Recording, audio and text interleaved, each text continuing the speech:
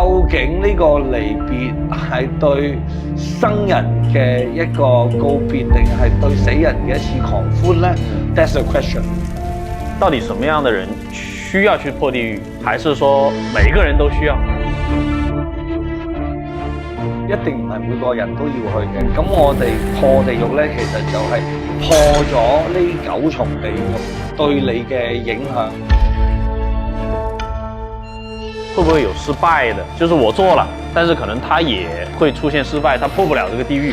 那如果說他真的破不了這個地獄，他到底會怎麼樣？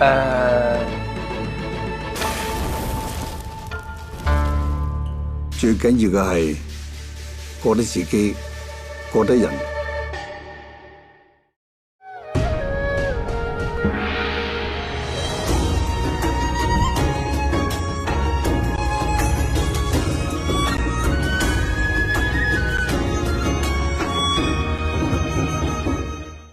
Hello， 大家好，我係風水。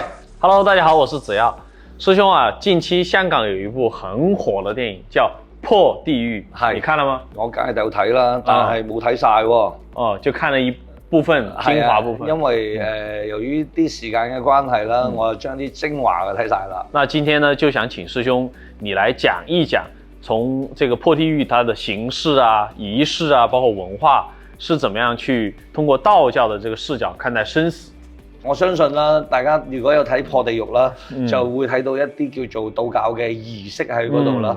咁我又見到佢哋呢個英文嘅翻譯亦都好靚嘅。破地獄嘅英文翻譯叫 The Last Stand， 最後一舞。係啊，哇！我一睇到呢一個翻譯嘅時候，我覺得啱啦。咁因為究竟呢個離別係對生人嘅一個告別，定係對死人嘅一次狂歡呢？ That's the question。佢俾咗個好大嘅命題俾我哋去做，咁我覺得我哋應該今日去慢慢去將呢一個話題鋪釋出嚟嘅。我覺得是這樣子，就是因為這部戲裡面很多的角度，或者說不同的這個個人的身份去理解，它都有一些道理。但是我們風水說道嘛，那我們肯定先從道家的視角，比方說從他這個破地獄的這個儀式裡面啦，我們去慢慢的一點點解讀，好不好？咁我哋先從大家去睇，帶大家去睇呢個破地獄啦。咁咧嗱，比較簡單啲就知道，我哋有上三道同埋下三道嘅。有哪三道呢？上三道咧，佢就包括咗我哋嘅人道啦、天道啦、阿修羅道啦。咁我哋如果係上升到去上面嘅，其實唔需要破㗎，就不用破地獄，你已經上咗去㗎啦。下三道咧，我哋嘅畜生道啦、惡鬼道啦、地獄道啦，咁呢個屬於係下邊嘅。如果你落入咗去咧，其實就落入咗一個好痛苦嘅一個邊緣裏邊啊嘛。咁我哋破地獄咧，其實就係破咗呢9重地獄對你嘅影響，同埋即係喺裏邊咧會受苦受難咧，將佢帶出嚟，重新入翻一個輪迴裏邊嘅。因為我注意到電影裡面講的是破9層地獄嘛，但是我們也就是我們往常的觀念裡面是18層地獄嘛，為什麼它是9層數？你記唔記得我哋有一次嘅風水說道咧，都有講咗呢9層嘅。呢9層咧其實都仲有得救嘅，去到18層地獄其實就已經冇辦法去破噶啦。即係我哋用我哋人間嘅法啦，已經冇辦法解救不了，解救唔到啦。一般嚟講咧，就如果佢落咗呢9層嘅話咧，我哋都仲可以幫佢破，破完之後咧帶翻佢出嚟。咁你見到破地獄啦，會有個道士啊攞住把劍啊，去破嗰啲磚啊瓦啊。其實呢個瓦片咧就係佢喺每一層地獄上面嘅一啲阻礙啦，或者係一啲魔障啊，係啦，係啊，用一個演法啦。我哋其實一睇呢一個道袍，一睇呢一身嘅裝束，其實係正一派嚟㗎。就南無一定係屬於正一派，但係佢又加入咗好多嘅民間嘅嘢啦。如果係純粹嘅正一派咧，佢就冇呢一種咁強嘅演法，係另外一種嘅。但係後尾落入咗民間之後啦，就你知啦，超度啦，有好多血湖科啊、靈寶科啊、我哋以前叫真正超度嘅人咧，叫做靈寶佬，唔係叫做南無佬嘅。但係後尾咧，又正一派咧，又因為好多嘅火居嘅道士啦，好多嘅民間嘅道士啦，就將好多民間嘅風俗啊，嚟咗一個結合，咁啊最後你見到融入咗當地嘅文化咧，我哋先更加好去即係話去傳播，係啦，讓演教啊，所以咧你見到佢嗰個舞蹈啊，或者係啲動作啊，其實有演化嘅意義喺度嘅，因為正一派好重要嘅4個字叫做依科演教，依據我哋嘅呢個科儀去演變各種嘅嘢俾你哋去睇，所以咧呢個演化嘅程度咧比較多，所以你見到喺度轉圈啊，或者破呢個瓦，係以一個演化嘅形式，以呢個瓦片作為地獄嘅一層障礙去破咗佢，最後咧。你見到預告片都有㗎啦，大家未睇嘅話，見到有個人咧就喺個火盆裏邊跳過去嘅。事實上咧係帶住呢個亡魂離開咗地獄之後咧，佢要去到一方嘅聖土啊嘛。跟住咧跨過呢個火盆，攬過呢個火咧，其實就係驅散咗你後邊所有嘅邪嘅東西，係啦，邪嘅嘢、不正嘅嘢、俗嘅嘢，帶到你去。入去一個淨土，能夠得到一個輪迴，所以佢成個演化係非常之靚嘅。剛才師兄有講到過，有破那個磚瓦啦、火盆啦這樣的一些細節。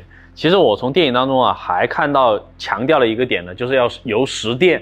那這個遊十殿到底是一個什麼樣的含義呢？大家應該都聽講過十殿閻王㗎啦，因為咧每一個人去經歷呢個地獄嘅時候咧，都要俾呢個十殿閻王咧去審視一番，大概由十殿咧一個係幫佢去經歷一番呢個閻王嘅考問啦，令到佢咧通過呢一個經歷之後咧放下佢一啲嘅執着，更加好去到達呢個輪迴嘅。咁啊呢個我哋亦都係以一個即係演化嘅形式啦，你見到有打磚啦、跳火啦、轉圈啦，呢啲都係成個破地獄嘅一個演化嘅程式嚟嘅。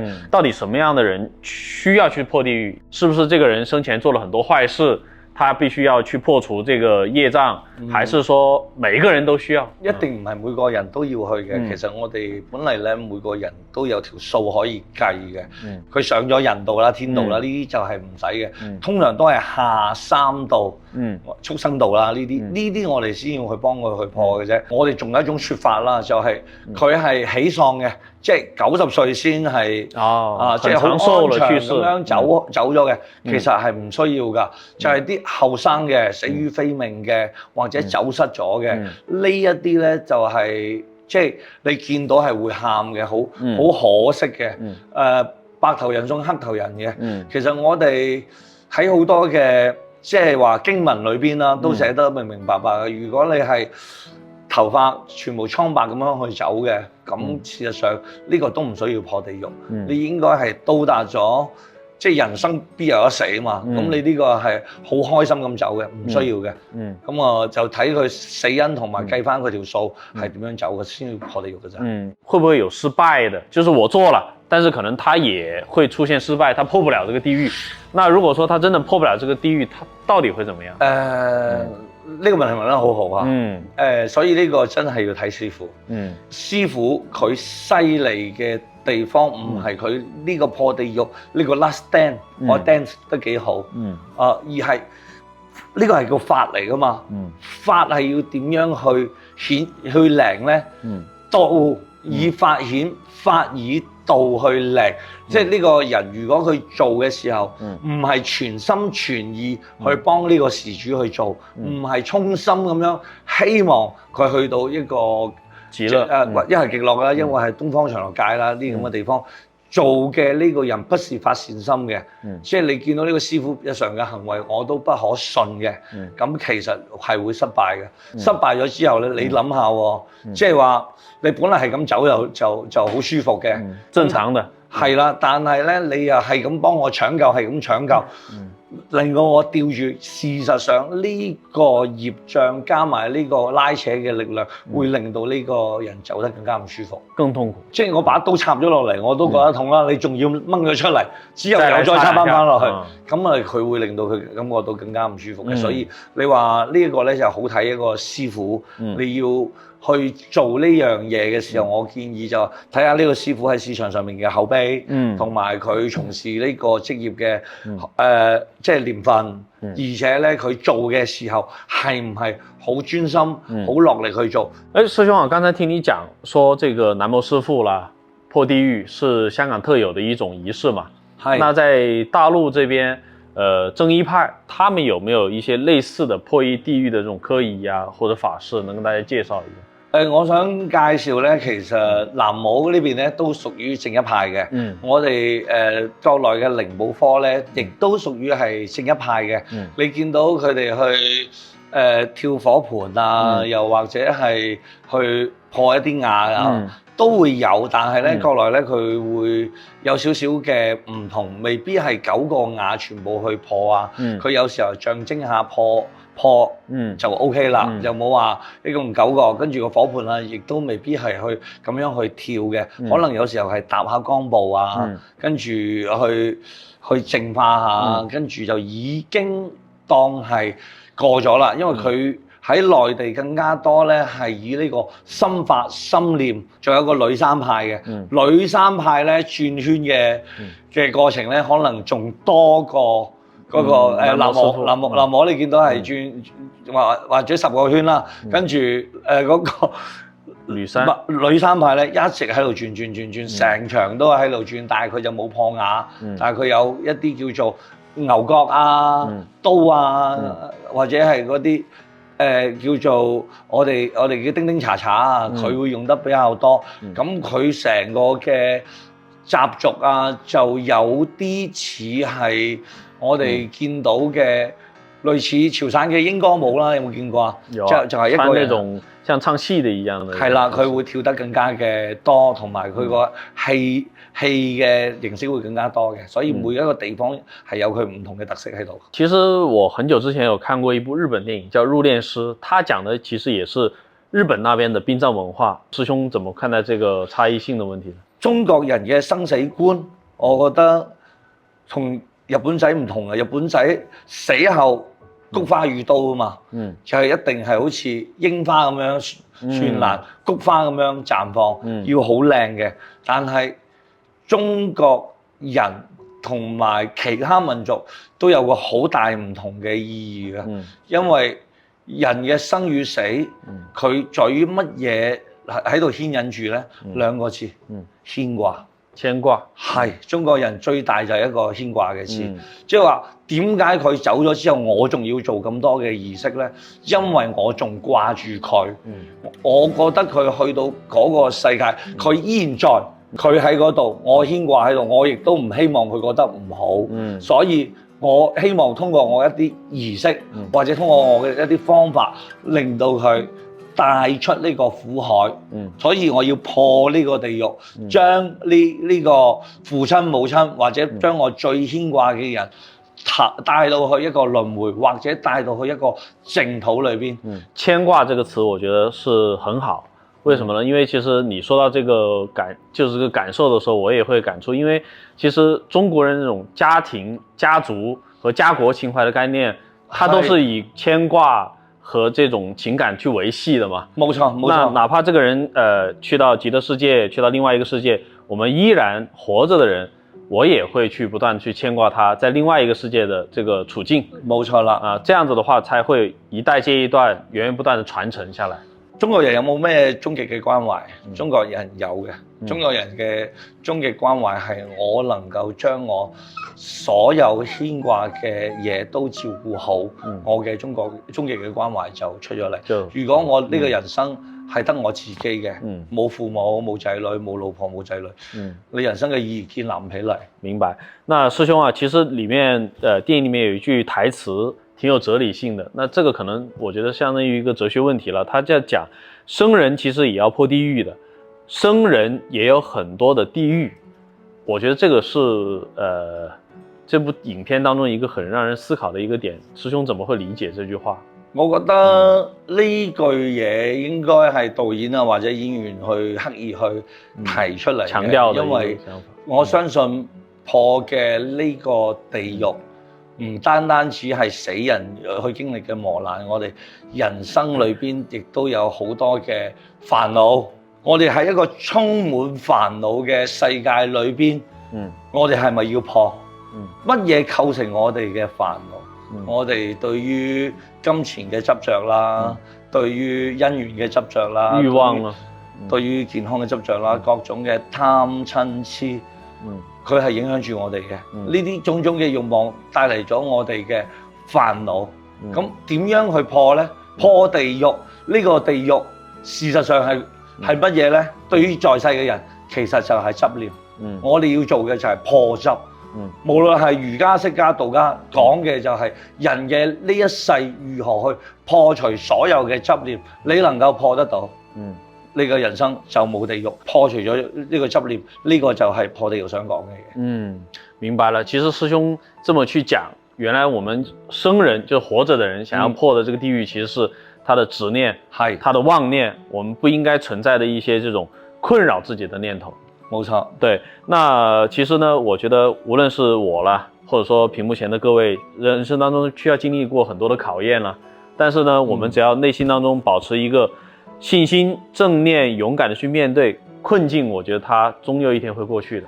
我喺度見到有破地獄有好多嘅劇情啦，其實我覺得都係源於各種各樣嘅執念啦。喺裏邊咧，佢有講到一樣嘢，就係男母係傳男不傳女噶嘛。佢話女仔係唔乾淨啊，所以呢個嘢唔可以傳俾佢。但係人哋成日問我，你點樣去睇啊？我話真正嘅道家係陰陽係平衡嘅，男女係平等嘅。但係我都話男母係融入咗好多民間嘅一啲思想喺裏邊嘅。中國素來嘅一啲思想就係男尊女卑，重男輕女，重男輕女。女人嚟月事嘅時候就會有啲唔乾淨嘅嘢，所以佢覺得俾女人做唔係咁好。咁神仙不喜歡。咁我覺得呢個就係常人嘅一個執念。咁喺呢個破地獄裏邊啦，其實佢都講到係咪呢個執念我哋可以去破呢？咁應該大家睇呢個電影咧，有咗個答案㗎啦。所以我覺得呢個破地獄亦都喺度話俾大家知一啲道理、一啲舊嘅觀念、一啲大家都認為係幾千年嘅文化裏邊，係唔係可以企得更加高去破除咗佢呢？我覺得呢個電影亦都俾咗好多嘅信息俾我哋。好，也感謝師兄這麼多的一個觀點的分享。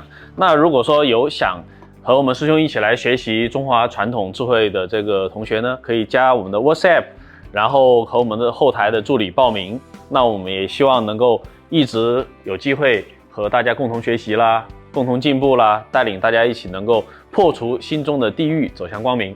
好，感謝我們本期的節目。時間差不多，好，我們福生無量天尊。